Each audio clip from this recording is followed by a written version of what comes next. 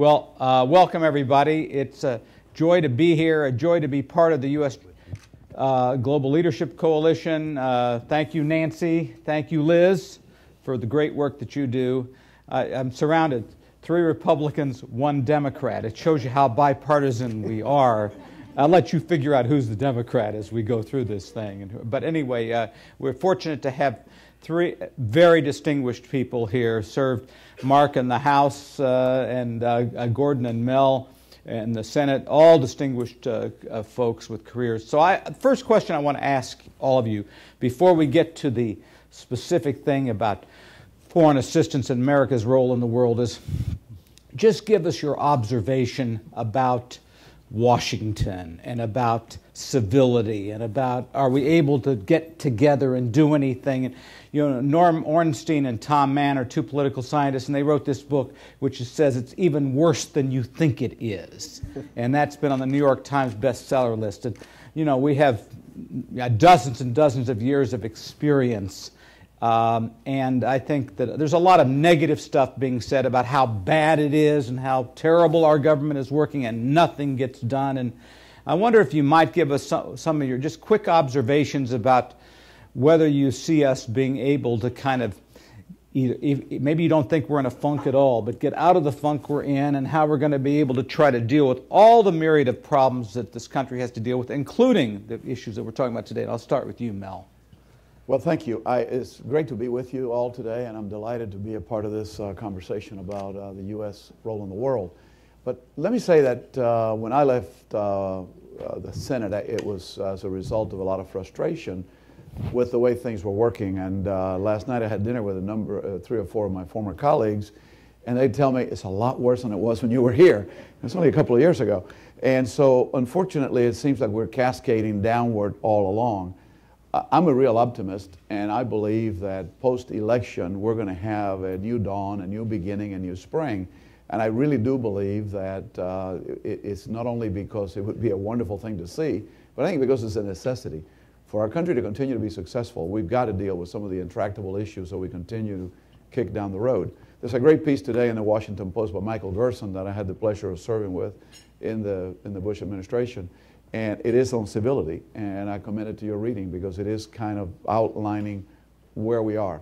How we get out of it, I think, requires a larger vision than the next election, a vision for the longer-term good of the United States. And I think, honestly, that we have reached such a low point that the recognition is there among the current members that I talk with that we had just got to do better. We cannot continue down this path. Mark, let me ask you, as somebody who served in also both the executive branch and legislative branch, as we deal with a lot of these issues, like the issues we're talking about today, which we think have historically been pretty nonpartisan or at least bipartisan, how do you observe the question that I raised to Mel, especially from a House perspective? Well, as to the question of whether it's really that bad, to prove I'm not that far removed from Congress, I'll answer yes and no. And I'll begin with the no. I'll begin with the negative. First off, in fairness to the institution, I think the institution in some ways reflects society. I think the country is polarized on some of the great issues of the day, and I think there's some frustration out there. So in some respects, it's not really that bad in the sense that it's a natural product of where we are. But now let me give you the yes, it really is that bad. I think there is a real danger. We're at a point in our history where if things continue, we may lose the ability to build compromise and consensus. You know, we have a freshman class on the House side in Capitol Hill of 100. 2 years ago, we had a freshman class of 50. So you have more than 1/3 of Congress elected in the last 2 terms during these polarized times. And so their formative years, if you will, have been during a time of bickering and partisanship. And if this becomes the new normal for members, then we are in trouble. Then we will lose the ability, I fear, to build the compromise, the consensus, the coalitions that I think everybody wants, and quite frankly, we simply have to have. And so, Gordon, following up on that, you, of course, were a businessman. For those of you who don't know, Gordon was in the frozen vegetable business And then, of course, after his distinguished term in Congress, he now runs one of the largest trade associations, and he's basically a media person as well, because he runs the National Association of Broadcasters. So, I'm just curious how you view all this as well, given the breadth of your experience. Well, I would simply say that it is bad now, but it's been worse in the past. And I think it's important to recognize that the founders of this republic set up a system designed to be inefficient, and they're succeeding. We're supposed to test everything. It's supposed to be difficult to make law. And what I observe, and with some optimism, is that if you study history, the Congress's history, is that it does not do hard things until it has no other choice.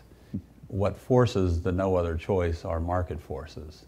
If government cannot, with wisdom of forethought, make reforms on taxes and entitlements that keep us competitive, the market eventually will compel them to do that. That is not unlike what happened to Reagan and O'Neill with the near demise of Social Security. Patriots came to the fore and partisans receded.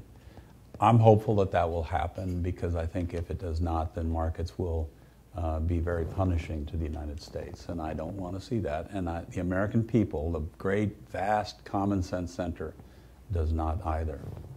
Well, moving from that note, and I think you all reflect a general belief that while it's bad, we hope it can't get worse, because America's leadership is at risk here. Let's move to the subject a little bit of what we're talking about today, which is a role of America in the world, and particularly as it relates to development and diplomacy. And by the way, that was great, your presentation about Kenya and what you've done there. I thought that was just spectacular in terms of the relationships that we have, how inextricably linked we all are as a people. But it was Will Rogers who once said years ago that America has two of the greatest friends in the world. They are the Atlantic and the Pacific Oceans. Okay, so those days we hope are over in terms of America's role in the world. But I'd like to talk a little bit about how we build support in the country for a smart foreign policy that recognizes diplomacy and development as part of the whole panoply of issues. And Gordon, you've been in the economic business all your life. You've been in the frozen vegetable business. You're now representing all the broadcasters in the world. How do development and diplomacy not only maybe help others abroad, but how does it relate to our economy at home? There are folks here who may want to go back and talk about this a little bit. A lot is mentioned in the press and in commentary that America has two powers. It has hard power, which is our military, and it has soft power, which is our culture and our economy and our trade. And it needs both of those. And to cut the foreign assistance budget is to literally throw one of the arrows of the quiver of America away. And I can tell you, as a former member of the Foreign Relations Committee, to be on that committee is something of an electoral hazard, because people have wrongly concluded that we spend half of our federal budget on foreign assistance, and I suppose it's hardly 1%. And yet the amount of good that is done through that is enormous and indispensable and must continue. And I would also note that all of our domestic disputes are much greater than our disputes over foreign policy. I mean, as I observe the Obama administration, I don't see a whole lot of difference between that and the Bush administration. There's been a continuum, some change, certainly, but there's been a fairly observable constancy in the way America is operating abroad. And so I think economically, America simply has to have a government with all of its tools available in order to keep the trade lanes open, in order to keep relationships good. And so whether it's government or NGOs that come out of this essential budget, an awful lot of goodwill is fostered by America's involvement through foreign assistance. And Mel, I wonder if, I mean, given your background, your history, and everything else that you do, I wonder if you might want to comment a little bit about, thinking a little bit about 9/11 and the attacks on America and how that changed America's perspective and its role in the world, particularly as it relates to national security. And how does that relate to the whole issue of smart power and what we ought to be doing as a nation? Well, I think it's important to keep a balance between hard power and soft power, you know, and unfortunately 9/11, and I was in the cabinet at the time, and you know, something that shook our country to its core, and unfortunately we then went on a, not unfortunately, we had to go on a bit of an offensive, which was really more projecting our hard power than it was our ability to use diplomacy and other means to achieve foreign policy goals. We were essentially attacked and responded in a military way, which was necessary and appropriate. Having said that, over that period of time, we also have become viewed a little differently around the world than we would like to be viewed. And I think that's why it's so important now, after that decade of necessary power exposure around the world, that we begin to now play our other card, which is so vital and important, which is the card that is through diplomacy, through what we do at AID, what we do in so many other ways around the world to show the face of who America is and what we are. I know there's a number of you veterans here in the room, and I want to tell you I spent the 4th of July in Luxembourg and had the privilege of visiting our cemetery there, where General Patton is buried, and another 5,000 plus young Americans that lost their lives in the Battle of the Bulge are buried there. And you know, it is such a stark reminder of the price that we have paid over years in the conflicts in which we've been engaged. And my gratitude to our veterans knows no bounds. And but yet that sacrifice, if it can be avoided in the future, it can only be avoided by our ability to engage our potential enemies, those around the world that wish us ill, and to find ways in which we can be persuasive about who we are as a people and what our intentions are around the world. And we can only do that by a demonstration of who we are, and that's only best done, in my own life experience, by the generosity and charity of the American heart. And so I think that we diminish ourselves when we don't use that dimension of who we are as a people to project it around the world and show people who we truly, really are and what our character is as people. So, you know, I served in foreign relations, I served in the Armed Services Committee, so I had an opportunity to witness both ends. And the truth is that, as Gordon said, we have a tremendous consensus in this very polarized nation of ours today, a reasonable consensus on what our place in the world should be. What we need is courageous leadership that's then going to act upon it. And, you know, from my view, America's role in the world is the indispensable power. There is no alternative but for us to be engaged in the world. We are a force for good around the world, in my view. We make mistakes like any other entity, country, person, individual. But having said that, I think our intentions through the history of our country have been honorable and good for the most part, and that we try to do the right thing. And our influence around the world, I think, errs and tends on the positive side.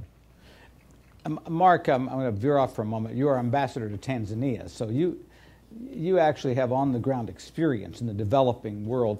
From your perception, having served in a sub-Saharan African country as ambassador, what benefit does the United States get from smart power, from development diplomacy? I mean, we see the Chinese are all over East Africa building roads and in some cases extracting minerals and other assets out of there. You know, so it's not as if that this is a world where the United States doesn't face some competition, but for folks who want to go back home, they're going to say, well, what difference does it make? And you were on the ground. You were where the rubber hits the road. What difference does it make to us as a country? Well, let me put it this way. We talked a bit about 9/11. Let's not forget Africa's 9/11. In 1998, Dar es Salaam, Nairobi, the embassy bombings, 5,000 casualties. It was a terrible moment in Africa's history. In the years leading up to that, Tanzania, Dar es Salaam, was a non-aligned nation, which meant it was essentially leaning a little bit leftward, friendly but not a close ally. 10 years later, February of 2008, when I served as ambassador, we saw the first ever official visit by a sitting U.S. president, President George Bush, greeted by crowds that were 10 deep along the roadway. And when the embassy bombing occurred, Al-Qaeda, although we didn't call it Al-Qaeda in those days, clearly thought that they could chase America out of the region, off the continent, and maybe back home with their strikes. 10 years later, as I stood next to President Bush seeing those crowds, I remember thinking to myself, the bad guys lost. It's over. The engagement that we had between those 2 points in history, which was our smart power, the AIDS Initiative, the Millennium Challenge Act, the Malaria Initiative, all of the investments through the American people that we've made brought together these countries, made them close allies, to the point where, in one of the final acts of President Bush's visit to Tanzania, he posed for a photo in front of Air Force One with Tanzanian soldiers who were about to be deployed as peacekeepers in Lebanon and Darfur. So again, 10-year period of time. A country that was perhaps leaning the other way to one of our closest allies, and a country that became a contributor to peacekeeping in forces of stability.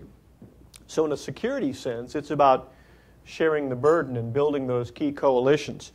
But I would also argue it's about America's image in the world.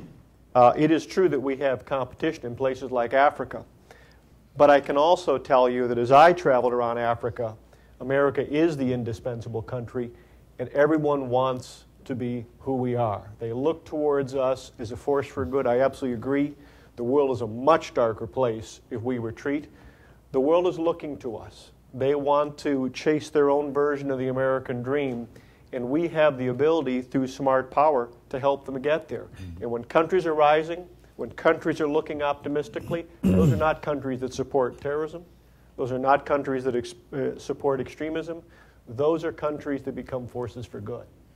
Well, to follow up on that, okay, so you all, including myself, have had town hall meetings at home. I'm not sure I've ever been at a town hall meeting where the first question is, Mr. Congressman, what can we do to support more foreign aid for America and the world? Okay, so unless you're maybe at a humanitarian crisis, and then people are obviously very good about wanting to make sure that people are fed and famines dealt with and everything else. Okay, so I mean, these are folks from all over the country here who are coming here to try to not only learn but carry the message back home. So as you're still politicians, you know, and so what do you recommend? What's the message to people at home? How do we, when we have a national deficit that's kind of out of control, and we have all the pressures on a country where the economics of this country are its best flat right now, we have high economic anxiety, job problems, all these kind of things.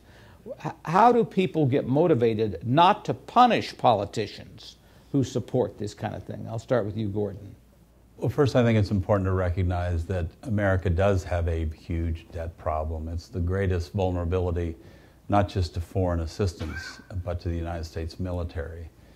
But I'd like to give you some reason for hope.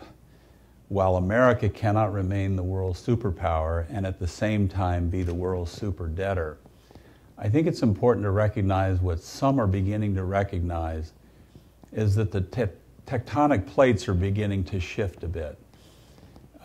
Much of our foreign trade deficit is related to oil. American technology, not just Apple, Google, and those things, American technology has developed capacities through horizontal drilling and fracking that which, if we can do it environmentally responsibly, could very likely shift the economic balance of power back into the way of the United States. If that happens because of the vast resources that are now being discovered on the North American continent, what will happen is our trade deficit will go away. Our debt will begin to abate. The pressure of on politicians to divide up a shrinking pie will be relieved because the pie will be expanding. If we do this, I think what you're going to see is a re-emergent United States, because we won't be the super debtor. We'll again be the superpower, unencumbered. And I think if you look at other competitors in the world, China is resource poor and politically stagnant. The Middle East will be in some serious jeopardy if we're not dependent upon them for our energy.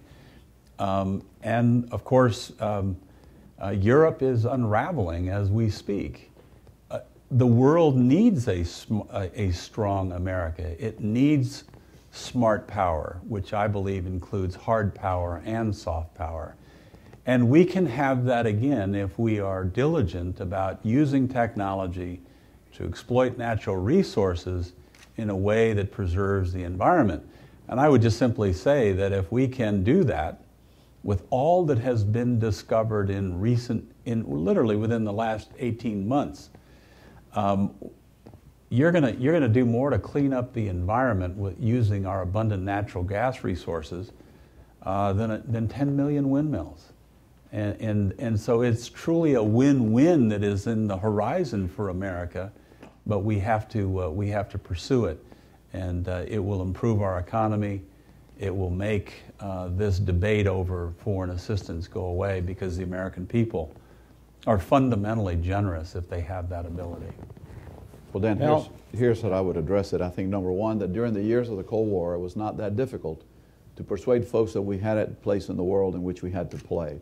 That in fact, there was a competition, that there was a competitor, that we had a problem, and that we had to be very present in the world to preserve our way of life and also to expand our influence, because it was very clear the forces of darkness and the forces of good were out there in this world that's so complicated. That's become more nuanced since then. And it's become more difficult to make that very clear, contrasting case for the need for us to be engaged in the world. But let me just say that because it's more nuanced, it doesn't mean that it isn't important.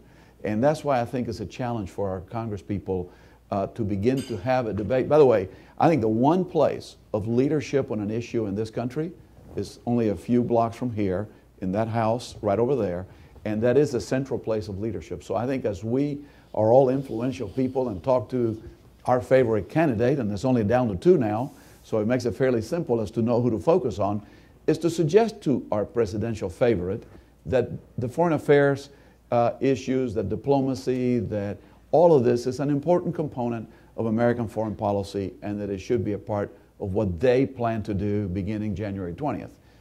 Having said that, I think at the more local level, I think you also can be persuasive, because our place in the world is not unchallenged. And we need to look no further than Latin America, an area that obviously is where I'm from, but it's also an area that I know reasonably well. China is all over the region in a way that is appropriate, because they do what they will, but it's also challenging of us. And I think it's very important that we recognize that if we recede from a place like Latin America, that others will gravitate to that vacuum created by our lack of presence in the region. And in fact, some would suggest that we've been receding from that very important part of the world, our very close neighbors, and that therefore Chinese influence is at an ever-increasing rate. Let me just say that if we could influence the world, I would prefer to see U.S. influence than I would to see Chinese influence.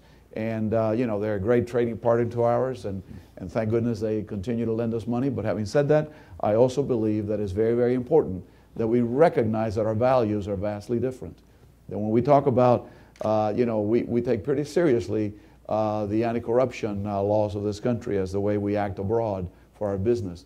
That's not a universally shared value, by the way, in case it comes as a surprise. There are some who would have no qualms about doing business with those who may engage in the drug trade at night and do some legitimate business in the daytime, or a corrupt politician that would prefer to give you the business if you only would bribe him.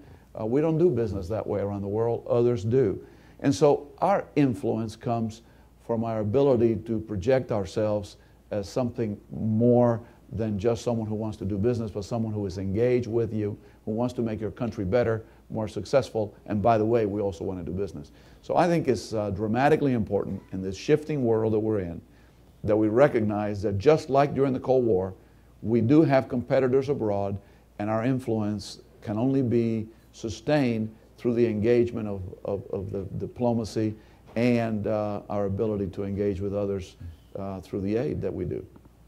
Okay, so Mark, I'm going to end with you and then go to questions. So again, designing a message that's appealing to voters and constituents, because you know that does make a difference. If people are hearing positive messages, they'll be more inclined to be, you know, a positive facilitator to their elected.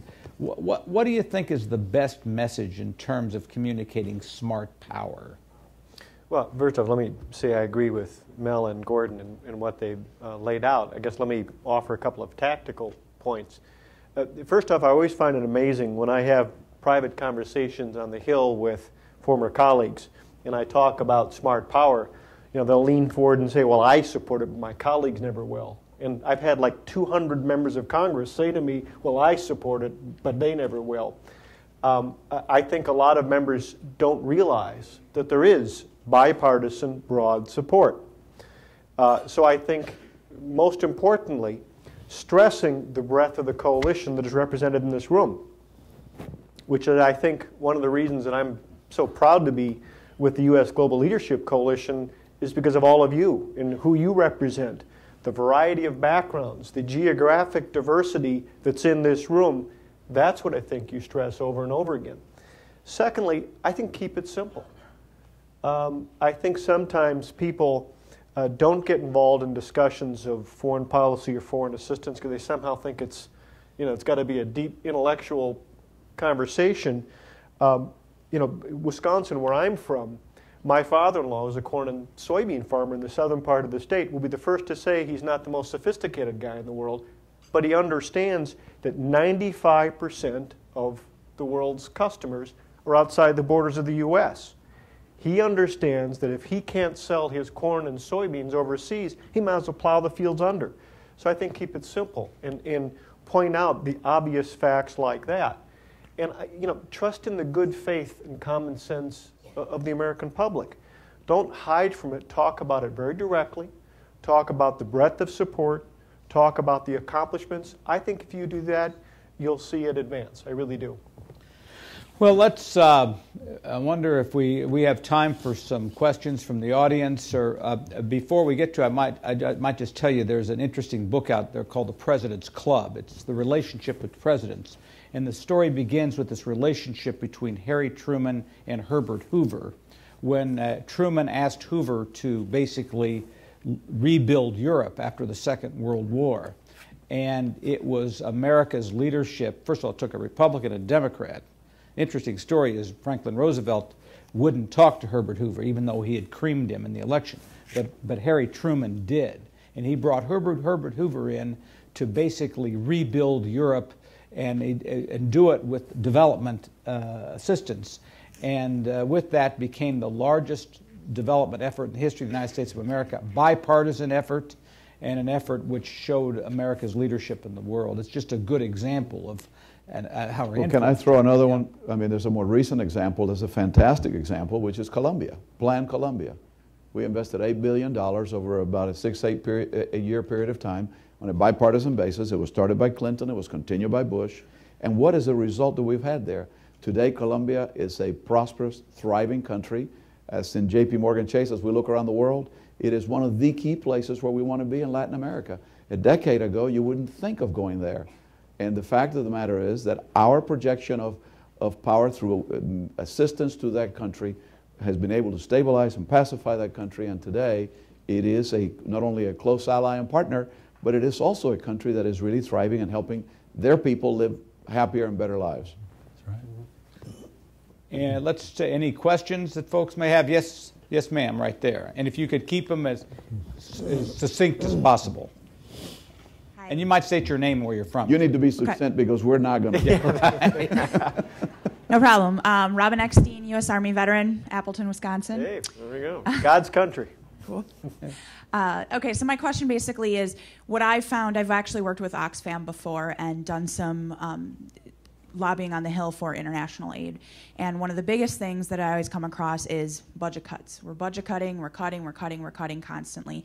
If you can give more of like specific examples, especially, I mean, I know it's not a partisan thing, but I hear it from a lot of Tea Party people, and we have Ron Johnson in the state of Wisconsin, and that is, he's like, I'm cutting everything, I don't care what it is. So what do you say to that? Who would like to respond? What, Wisconsin, defend Wisconsin. We'll let the Wisconsin guy go, yeah. If you're so sure this is God's country, you take the stand. Well, I mean, a couple of thoughts. I think one of the first things to stress is the international affairs budget didn't cause our deficit, can't cure our deficit. That is about 1% of the federal budget. It's a rounding error when it comes to the federal budget. Not to say that it isn't on the table like everything else. It's that going after the international affairs budget, first off, I think is counterproductive in terms of growing our economy and avoiding the real costs of hard power allocations. But secondly, it didn't get you there. It's a red herring in terms of the real debates that I think need to take place.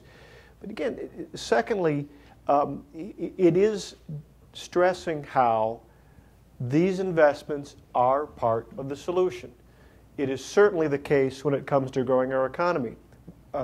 Talk to manufacturer after manufacturer, talk to the agricultural community. If we can't get access to the newly emerging markets of this world, we're in serious trouble, because that is where the future is. We need access, and in so many cases, you can't get there without smart power investments. Secondly, whether we like it or not, this is a dangerous world, and it's a rapidly changing and challenging world.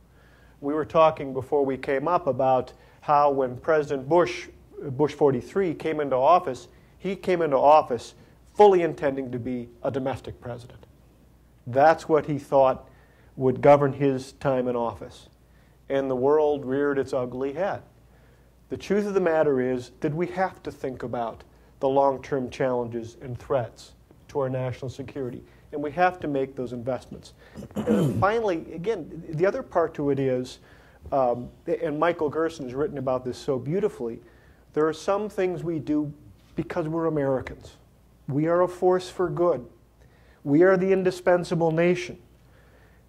The world, humanity, is so much worse off if we're not engaged. It's who we are. And I think it's something that we should be proud about. And I think it's something we should talk about. We should not rear from these discussions. And yes, absolutely, these are tight fiscal times. And I used to represent Appleton, Wisconsin, so I know how conservative it is, rightly. But the monies that we're talking about are modest. And secondly, I think they're a great force for good in this world, something we can be proud of. I'd like to double down on what I said before.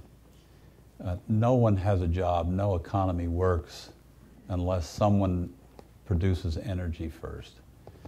And we have the potential to get into some cleaner energies, and get off our dependence upon foreign suppliers. And if we do that, our economy will be growing, and Senator Johnson won't have to be carving up a shrinking pie, but a growing pie. And Republicans and Democrats are going to look at things far differently, and the debates will become less acrimonious if we have growth instead of decline.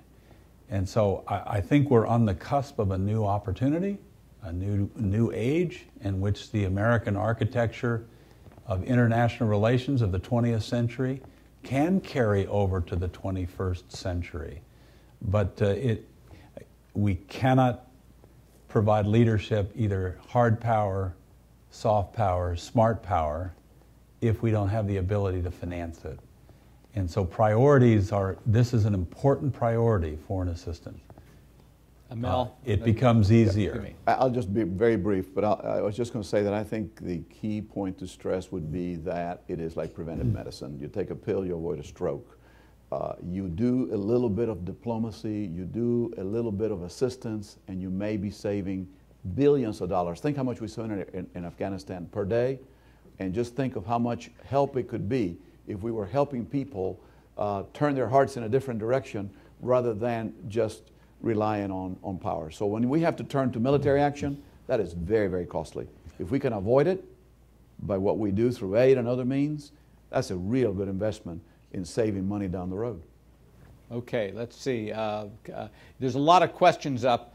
What I may do is, if you all could do your question in 30 seconds, we can do 2 or 3 questions. We'll be brief too. And then, so let's see. There's a gentleman there, and then there's people over here. So just, if you could state your question, and we'll hold it, and we'll get a couple asked here. Thank you. I'm Andrew Lubin. For Senator Martinez, you and I shared a C-130 back in October '06 going up to Biop. Wow. You were fortunate enough to stay in Baghdad, which is ugly, and I was going on to Ramadi, which is worse. And I'm going to blow the 30 seconds right away. But I was out there with the Marine Corps where their idea of soft and hard power, clean, hold, build transition was very successful, as is in Afghanistan. I'm not hearing that from the Romney campaign. I'm hearing more ships, more troops, more planes.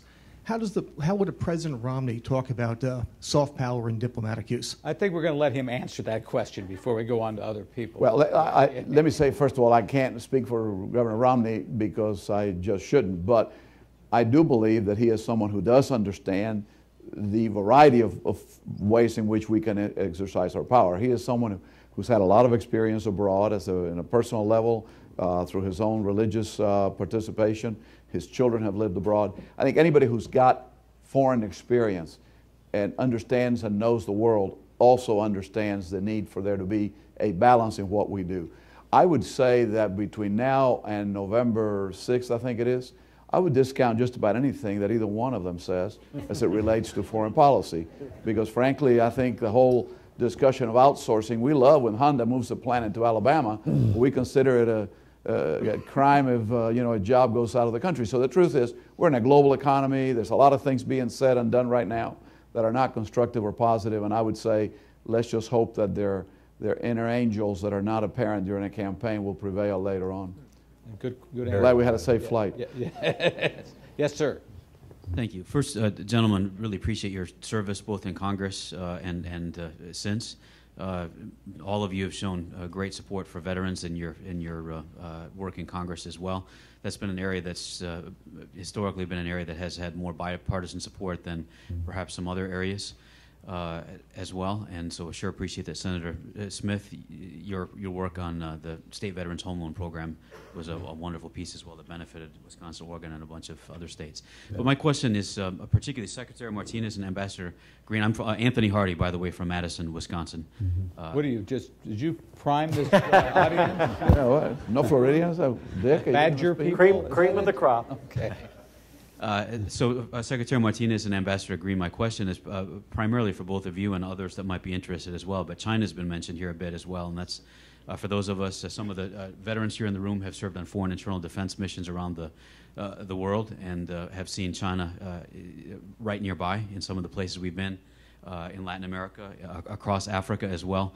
And so my question is, how much of a threat do we see? China's clearly doing economic development kinds of things now, but how much of a potential threat do we see there for the future, and what sort of an impact might that have on some of our lobbying visits now as well, for those that we heard the Tea Party folks mention, and some that are particularly focused on budget cuts? I would call him a competitor for sure, currently a competitor, potentially a peer threat. And I think that is the way we should view it. I don't think we should assume that they're necessarily an enemy or an adversary in a confrontational sense, but I think we need to view them as a competitor. They clearly are that as we look around the world, and I think a potential peer competitor in a more military sense. I think when you look at the South China Seas, by the way, that's a very, very complicated area right now. I mean, China's in a very complicated situation. Their conflict with Vietnam and with the Philippines. Anyway, I could go on China, but I think competitor and potential threat. Okay. Any comments? I think they're a competitor. I know we spend a lot of time talking about the threat from China. We should focus on ourselves in the sense that I have every confidence in the American economy and American entrepreneurs and the ability to compete. So if we tackle those hurdles that are holding our economy back, we'll be just fine. We'll be just fine. Okay, let's take one more question. I would have to say that if you watch the discussion about Olympic uniforms, you would kind of get the feeling that we're at war right now, which is probably slightly, we've gotten a little over the top on that, yes. Tony Beam, North Greenville University in South Carolina. Good. One of the hats that I not wear. Another Wisconsin question. We're moving south. Yeah, all right. One of the hats I wear is radio talk show host. I am a Tea Partier who believes in international aid, U.S. global leadership, soft power, which I may be the only one. I don't know, but I'm one of those. No, you're not. But one thing that, back to the previous discussion, that I think we're going to have to do is convince the people who are listeners to my radio show, people across the country, who believe that compromise and bipartisanship are bad words. We've got to come up with evidence that compromise and bipartisanship is producing something that is great and worthwhile and worthy, because the perception is that once you begin to compromise or engage in bipartisanship, you immediately have jettisoned the values that you stand for and you're worse than a traitor. And so somehow that perception has to change, I think, if we're going to be successful. It has to be in a positive way, so we point to success stories that rise out of a compromise without giving up values that are key and precious to people. Wonder, anybody? I think that's an excellent point. Anybody have any comments on that? No, I think he's right on it. I mean, our country has been on the brink many times because compromise became a dirty word, and we once went to war against each other because of that, over very important issues, to be sure. That said, if there hadn't been compromise, we wouldn't have had a constitution. And ultimately, compromise will occur when we get to a certain point where there's no alternative. As Winston Churchill once observed about Americans, they can always be counted upon to do the right thing when they've exhausted all other alternatives. And there's something to that, and there's something to our design that creates that, the design of our government of checks and balances, which on the whole does more good for us than bad. Well, we thank you all very much. This has been a great group, and we appreciate all the work that you're going to do now going up on the Hill to spread the word, and we hope we're all successful in that process. So thank you all very much.